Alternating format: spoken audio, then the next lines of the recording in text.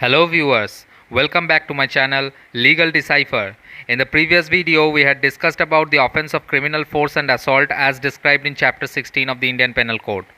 If you have not seen that video, you can go and check it. The link is in the description below.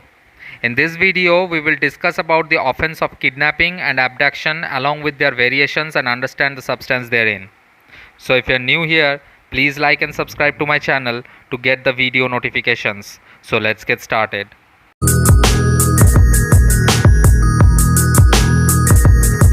So in this video we are going to discuss about the offenses that are known as kidnapping, abduction. So what is kidnapping and what is abduction? Let's understand this. Section 359 talks about kidnapping. It says kidnapping is of two kinds: kidnapping from India and kidnapping from lawful guardianship.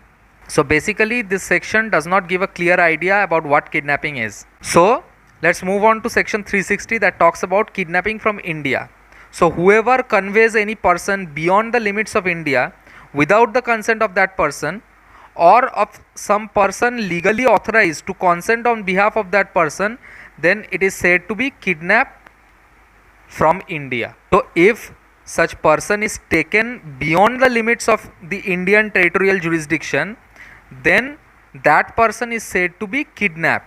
If the consent of that person is not taken, or the person who was in legal authority to consent on behalf of that person, that consent has not been taken. Now section 361 talks about kidnapping from lawful guardianship. So whoever takes or entices any minor under 16 years of age, if a male, or under 18 years of age if a female. So if it is a male child, then the age shall be below 16 years, and if it is a female child, then the age shall be below 18 years. And if any person takes away or entices away that minor from its lawful guardianship, or if that person takes away any other person who is mentally unsound, and such minor or mentally unsound person is taken away from his lawful guardian without their consent, then it is said to be kidnapped from lawful guardianship. Now explanation says that the words lawful guardian in this section include any person lawfully entrusted with the care and custody of such minor or other person. Now what will be the exception to this section? This section does not extend to the act of any person who in good faith believes himself to be the father of an illegitimate child, or who in good faith believes himself to be entitled to the lawful custody of such child. Then in all those cases, unless such act is committed for an immoral or unlawful purpose, it shall fall under the exception. Now what is abduction? Section 362 talks about abduction. It says whoever by force compels or by any deceitful means induces any person to go from any place is said to abduct that person. So if the person is forcefully compelled to come with that person, or if he was induced by deceitful means to go from one place to another, then such person is said to be abducted by that person. Now section 363 talks about the punishment of kidnapping. It says whoever commits kidnapping either from India or from lawful guardianship, it doesn't matter, he shall be punished with imprisonment for a term which may extend to 7 years and shall also be liable to fine. And section 363A talks about kidnapping or maiming a minor for purpose of begging. So the ultimate motive was to engage such minor in the act of begging. So whoever kidnaps any minor who is not the lawful guardian of that minor, and he obtains the custody of such minor in order to employ that minor for the purpose of begging, then that shall be punishable with imprisonment for a term which may extend to 10 years and shall also be liable to fine. Now whoever maims any minor in order that such minor may be employed or used for the purpose of begging, then he shall be punished with imprisonment for life and shall also be liable to fine. Now where any person not being the lawful guardian of a minor employs or uses such minor for the purpose of begging, then it shall be presumed, unless contrary is proved, that he kidnapped or otherwise obtained the custody of the minor in order that such minor might be employed for the use or purposes of begging. So if he engages that minor in the act of begging, it shall be presumed that he obtained the custody for the purposes of employing that minor into the act of begging.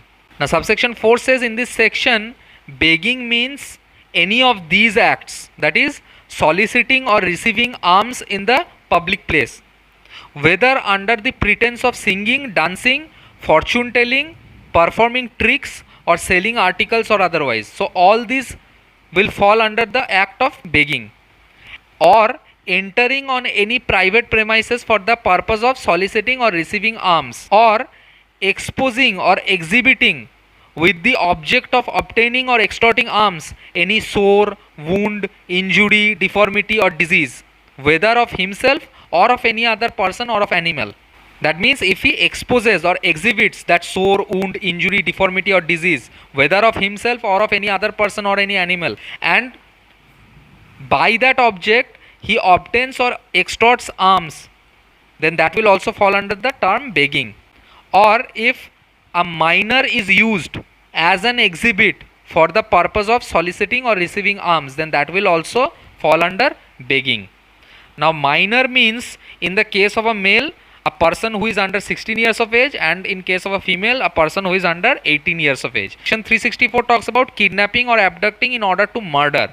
So when the ultimate motive was to murder, and for that purpose kidnapping or abducting was done, then in that case such person who has committed such an offense shall be punished with imprisonment for life or rigorous imprisonment for a term which may extend to 10 years and shall also be liable to fine. Now section 364A talks about kidnapping for ransom.